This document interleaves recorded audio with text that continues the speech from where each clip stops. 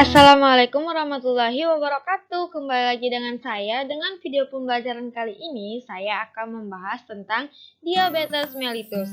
Perkenalkan, nama saya Kairi Rizky Hidayani dari Ilmu Kesehatan Masyarakat kelas 9, semester 3, Fakultas Kesehatan Masyarakat, Universitas Islam Negeri Sumatera Utara.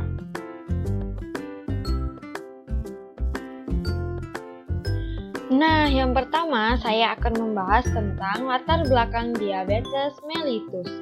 Diabetes mellitus merupakan suatu kelompok penyakit metabolik dengan karakteristik hiperglikemia yang terjadi karena kelainan sekresi insulin, kerja insulin atau kedua-duanya.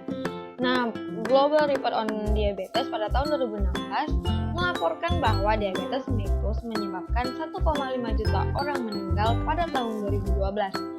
Diabetes mellitus bertanggung jawab atas 2,2 juta kematian sebagai akibat dari peningkatan risiko penyakit kardiovaskular dan lainnya, dengan total menjadi 3,7 juta orang meninggal, di mana sebesar 43% meninggal sebelum usia 70 tahun menurut WHO pada tahun 2016. Menurut International of Diabetic Federation, bahwa telah terjadi peningkatan kasus diabetes mellitus di dunia dari tahun 2013 sampai dengan tahun 2017 yang mengalami peningkatan, di mana pada tahun 2013 terdapat sekitar 382 juta kasus diabetes mellitus.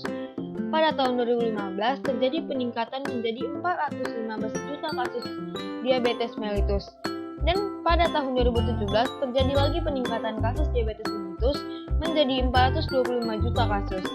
Dari data Riskesdas pada tahun 2013 menunjukkan bahwa proporsi diabetes di Indonesia pada tahun 2013 meningkat hampir 2 kali lipat dibandingkan pada tahun 2007. Prevalensi diabetes mellitus meningkat 1,1% pada tahun 2007 menjadi 2,1% pada tahun 2013. Setiap tahunnya ada 3,2 juta kematian yang disebabkan langsung oleh diabetes.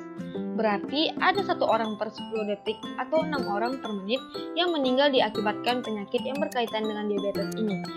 Angka tersebut makin lama makin bertambah seiring dengan gaya hidup modern yang serba instan dan serba canggih. Penyakit diabetes mellitus jika tidak dikelola dengan baik akan dapat mengakibatkan terjadinya penyakit seperti jantung koroner, penyakit pembuluh darah tungkai, gangguan pada mata, penyakit ginjal dan syaraf. Di mana usaha untuk menyembuhkan kembali menjadi normal sangat sulit terjadi karena kerusakan yang terjadi umumnya menetap, dan usaha pencegahan diperlukan lebih dini untuk menghindari terjadinya berbagai hal yang tidak menguntungkan. Nah, teman-teman sudah tahu belum apakah diabetes mellitus itu? Nah, diabetes mellitus merupakan suatu penyakit menahun yang ditandai oleh kadar glukosa darah yang melebihi nilai normalnya. Selain itu, adapun pengertian dari diabetes mellitus yaitu penyakit kronis yang terjadi ketika pankreas tidak memproduksi insulin yang cukup atau ketika tubuh kita tidak dapat secara efektif menggunakan insulin yang dihasilkan.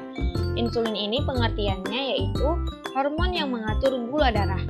Hiperglikemia atau gula darah yang meningkat merupakan efek umum dari diabetes yang tidak terkontrol dan dari waktu ke waktu menyebabkan kerusakan serius pada banyak sistem tubuh, khususnya saraf dan pembuluh darah menurut WHO pada tahun 2011. Nah, teman-teman sudah tahu belum apa sajakah jenis-jenis diabetes mellitus? Nah, di diabetes mellitus ini ada 4 jenis. Yang pertama yaitu diabetes mellitus tipe 1, di mana tubuh berhenti memproduksi insulin yang disebabkan karena kerusakan sel pankreas yang memproduksi insulin oleh sistem kekebalan tubuh. Biasanya didiagnosis pada orang dewasa muda atau anak-anak. Penyakit ini juga penyakit bawaan yang tidak dapat dicegah maupun disembuhkan, tetapi penyakit ini bisa dapat dikendalikan. Lalu yang kedua itu ada diabetes mellitus tipe kedua. Diabetes tipe ini yang paling umum terjadi, bisa sekitar terhitung 90% kasus. Diabetes mellitus yang disebabkan tidak cukup dan tidak efektifnya kerja insulin. Biasanya terjadi pada orang dewasa dan lebih sering terjadi pada obesitas. Cara mengatasinya bisa dengan diet maupun olahraga secara teratur. Lalu selanjutnya ada diabetes gestasional, di mana pengertiannya merupakan jenis diabetes mellitus yang terjadi pada saat hamil sebagai akibat dari peningkatan gula darah selama kehamilan. Jika tidak diobati dapat menyebabkan seperti berat lahir bayi besar, gangguan pernapasan pada bayi, dan kesulitan saat melahirkan.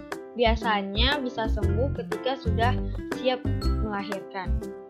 Lalu yang selanjutnya itu ada pradiabetes, yang merupakan kondisi yang sangat berpotensi menjadi diabetes mellitus yang ditandai dengan kadar gula darah yang terlalu tinggi untuk dianggap normal, tetapi belum cukup tinggi untuk berada di diagnosis diabetes mellitus yang khas. Pradiabetes ini tidak hanya meningkat resiko terkena diabetes mellitus saja, tetapi juga dapat menyebabkan penyakit jantung. Selanjutnya yaitu ada gejala diabetes mellitus, di mana terdapat gejala klasik dan gejala lainnya. Pada gejala klasik ada rasa haus yang berlebihan, rasa lapar berlebihan, sering kencing dan berat badan turun drastis. Sedangkan gejala lainnya seperti luka lambat sembuh, mata kabur, dan mudah lelah. Nah, siapa sajakah yang dapat terkena diabetes mellitus? Yang pertama itu yang berat badannya yang berlebih. Seseorang yang mengalami obesitas semakin lama menjadi kurang sensitif terhadap insulin, apalagi jika kelebihan berat badan yang diakibatkan dari asupan gula dan lemak yang berlebih, yang termasuk ke salah satu faktor risiko terkena penyakit diabetes. Yang kedua yaitu dia tidak seimbang, di mana ketika dia tidak seimbang biasanya terjadi karena masyarakat cenderung terlalu banyak mengonsumsi karbohidrat. Hal ini dapat menyebabkan mudah orang terkena diabetes. Lalu selanjutnya ada riwayat keluarga, di mana risiko penyakit diabetes dapat diturunkan dalam keluarga, terutama pada keluarga inti seperti ayah, ibu, kakak, adik. Seseorang anak dari ayah dan ibu yang diabetesnya berisiko 6 kali lebih tinggi terkena diabetes dibandingkan anak-anak lainnya yang orang tuanya tidak menderita diabetes. Nah, selanjutnya itu yang mengalami gangguan kesehatan, di mana diabetes bisa ditandai dengan gangguan kesehatan seperti hipertensi, kadar lemak darah yang tinggi, kadar HDL yang rendah, atau adanya riwayat penyakit jantung. Nah, selanjutnya yaitu pada organ tubuh mana sajakah yang terkena jika seseorang terserang diabetes mellitus. Nah, diabetes mellitus ini dapat menyebabkan komplikasi diabetes yang dapat menyerang organ tubuh kita, di mana yang pertama yaitu ada otak. Nah, di otak ini dapat menyebabkan penyakit seperti hipertensi dan stroke. Lalu pada bagian mata. Nah, pada bagian mata ini dapat menyebabkan spot hitam, katarak, glaukoma, sampai kebutaan. Lalu selanjutnya ada gigi dan mulut. Nah, pada gigi dan mulut dapat menyebabkan infeksi bakteri dan penyakit mulut dan gusi. Lalu selanjutnya itu ada pada kulit. Nah, pada kulit ini dapat menyebabkan kulit kita itu kering dan mudah luka. Lalu selanjutnya pada saraf, di mana pada saraf ini kita dapat menyebabkan seperti kesemutan, mati rasa, sakit saat berjalan, dan kerusakan saraf. Lalu pada ginjal. Nah, pada ginjal dapat menyebabkan penyakit gagal ginjal. Lalu selanjutnya pada jantung, di mana 2,5 kali lebih tinggi terkena serangan jantung ketika kita sudah mengidap penyakit diabetes mellitus. Lalu selanjutnya itu ada pada mental. Bisa menyebabkan kita seperti sulit tidur, bad mood, gugup, dan depresi. Lalu pada sirkulasi darah, luka pada tubuh kita itu sulit sembuh dan berujung pada amputasi seperti pada kaki.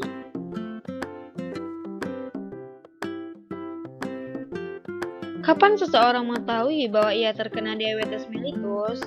Nah, ketika kadar gula darah random atau sewaktu GDR lebih dari 200 mg per desiliter atau menunjukkan gejala diabetes mellitus seperti kadar gula darah puasa atau GDP lebih dari 126 mg atau desiliter, atau kadar gula darahnya 2 jam pada tes toleransi glukosa oral atau TTGO lebih dari 200 mg per desiliter.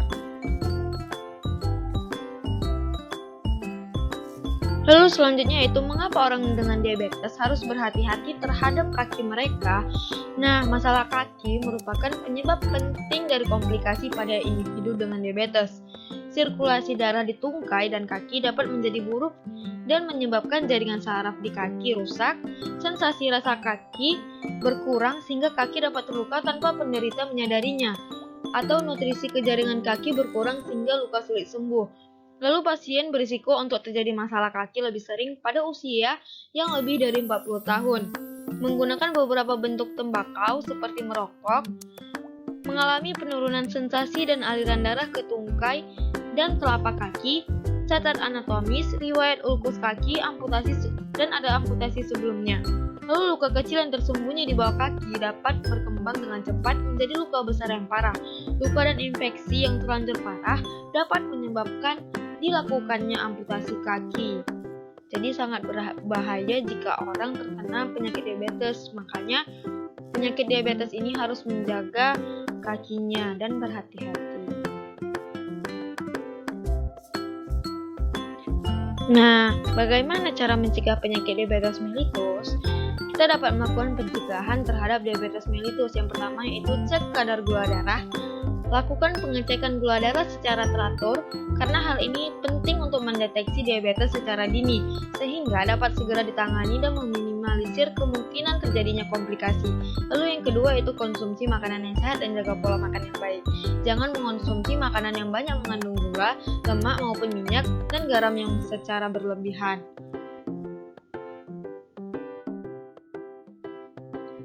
Yang selanjutnya dapat menjaga berat badan ideal. Nah, kita juga bisa mengetahui berat badan ideal itu dengan menghitung IMT. Berat badan per tinggi badan. Lalu selanjutnya yaitu ada latihan jasmani secara teratur, di mana berolahraga selama 150 menit per minggu dengan latihan aerobik sedang atau selama 90 menit per minggu dengan latihan aerobik yang berat. Latihan tersebut dapat dibagi 3-4 kali per minggu.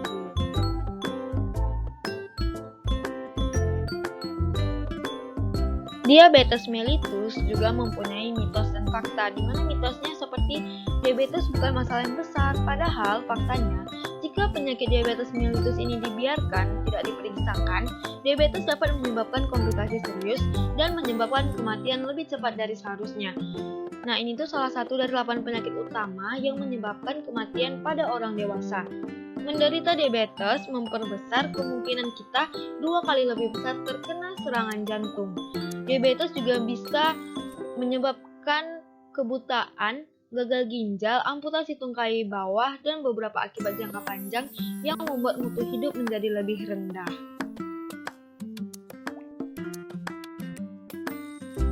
Selain itu ada juga mitos dan faktanya, yaitu mitosnya penyandang diabetes tak dapat mendorongkan darah. Faktanya, penyandang diabetes tetap dapat menjadi donor darah selama kadar gula darahnya itu terkendali. Lalu selanjutnya ada juga mitosnya perempuan penyandang diabetes sebaiknya tak hamil. Padahal faktanya, dengan kontrol atau pengendalian gula darah yang baik, perempuan penyandang diabetes tetap dapat mengandung dan melahirkan bayi yang sehat. Sekian video pembelajaran saya kali ini. Terima kasih yang sudah menonton. Wassalamualaikum warahmatullahi wabarakatuh.